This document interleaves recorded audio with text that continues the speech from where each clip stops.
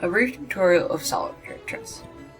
Okay, so a brief explanation. So, Solitaire Chess is really not that hard to learn. And in Solitaire Chess, you are the player, and you'll guess moves from a game, which will usually be played by masters, or will have like a lot of tactics or something that'll make it worthwhile. You're always the white player, so you're never going to play the black pieces. You're always playing the white pieces. And in Solitaire Chess, there's really only two parts to a game, and that's the opening and the middle game, and honestly, the opening isn't much of a part at all. Why? Because since you're guessing moves in the opening, there are so many possible moves to guess, it's like highly unlikely that you're going to actually find the one that's in the game. In the middle game, it's because Solitaire Chess games are dynamic. They're not static, they're not theoretical, they don't reach the end game because they are so dynamic and there are big attacks, tactics, puzzles, so much other stuff. So, it usually won't go past like move 30.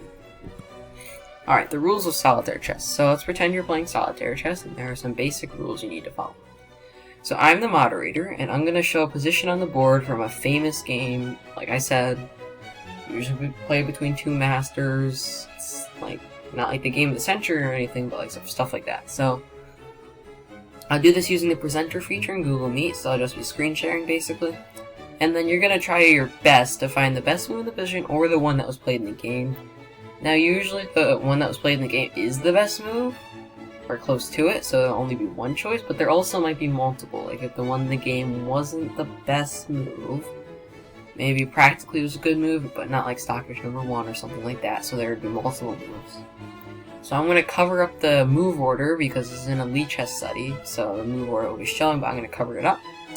So no cheating is allowed, and then you'll get 2 minutes for each move, and you will get a number of points based on the difficulty of it. So like if it was a really hard tactic, you'll get maybe 8 points.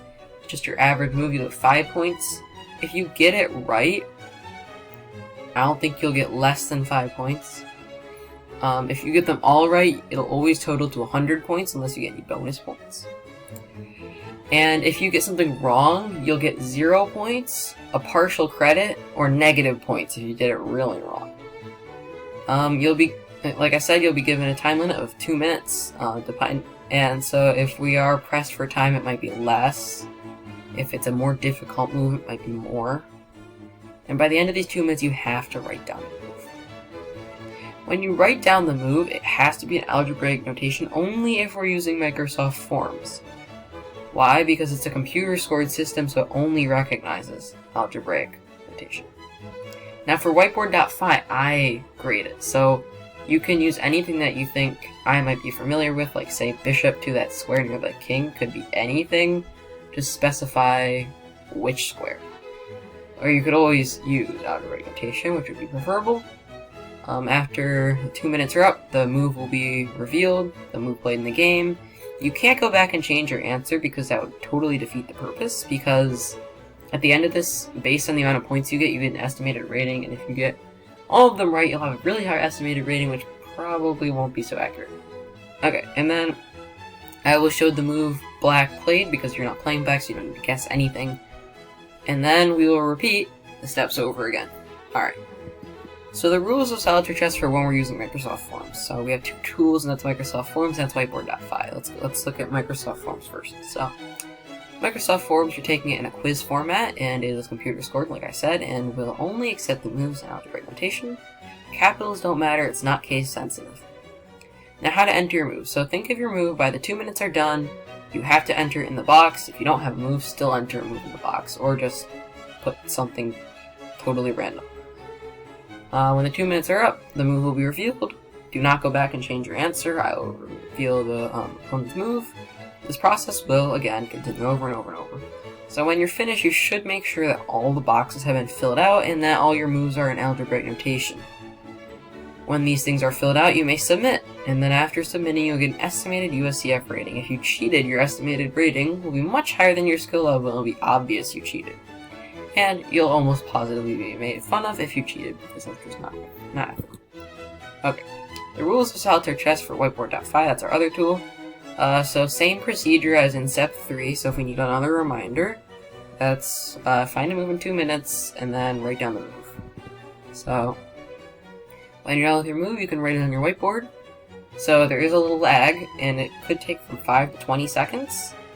And it can be any format, any algebraic notation, anything that I'm actually gonna know. If I have any questions, I will ask you, because if I can't understand it or I can't read your handwriting or whatever, then we'll have to do it again.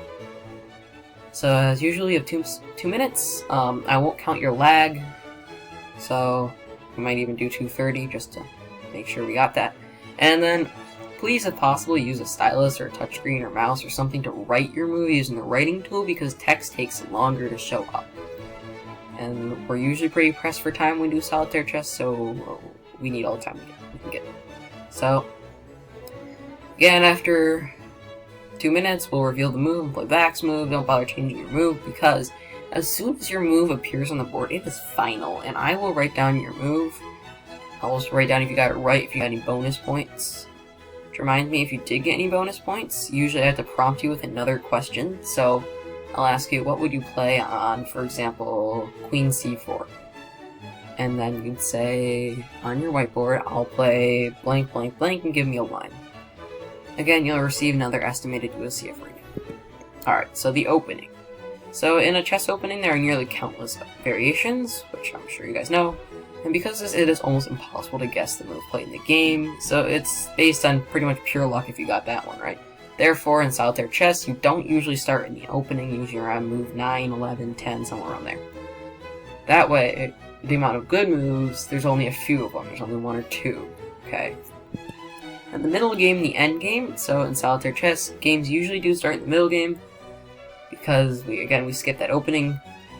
And then for every single move, you will use the procedure outlined in step 3, and you will only guess the moves made by white.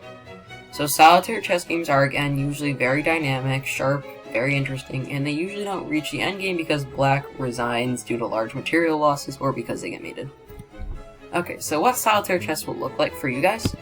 So you're going to split screen your device, and if you don't know, you use window key and then the left arrow to put a screen on your left, and the Windows key plus a right arrow to put it on your right. It looks something like this, hopefully. So as you can see, I have my Google Meet on the left, and that'll be the board, so I have my presenter on the left, and then I have my solitaire chess form. Or if we are using Whiteboard.Fi, your Whiteboard.Fi whiteboard will be on that right side, okay?